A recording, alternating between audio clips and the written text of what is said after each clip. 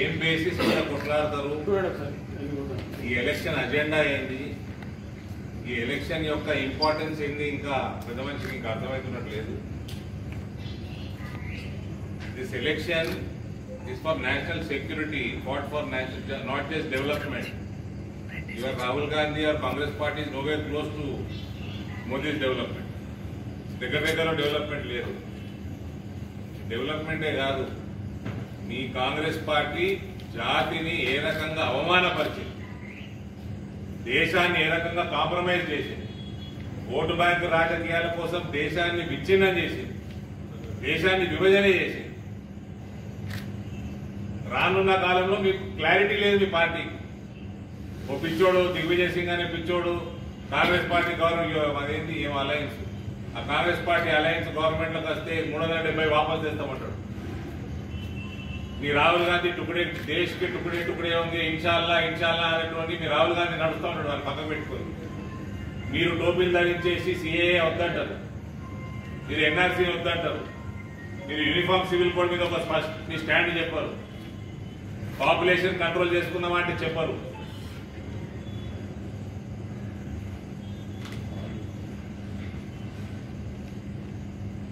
ఈ ఎలక్షన్ యొక్క ఇంపార్టెన్స్ కానీ ఈ ఎలక్షన్ అంశాలు ఏమన్నా మీకు అర్థమవుతున్నాయా జీవన్ రెడ్డి గారు? వక్ఫ్ బోర్డు తీసి బయటపడేయాలి ఆ యాక్ట్ని, వక్ఫ్ యాక్ట్ని.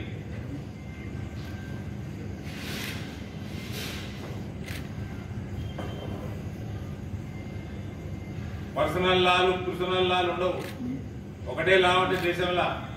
అంబేద్కర్ గారి ఆశయం అది, ఈ దేశంలో యూనిఫామ్ సివిల్ కోడ్ ఉండాలని. ఎందుకు మీరు ఇప్పటివరకు ఇంప్లిమెంట్ చేయలేదు? మీరు 60 ఏళ్ళు పాలించారు ఈ దేశాన్ని.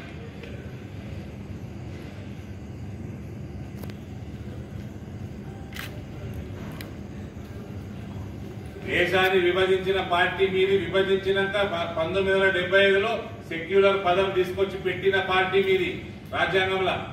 ఎందుకు పెట్టారు?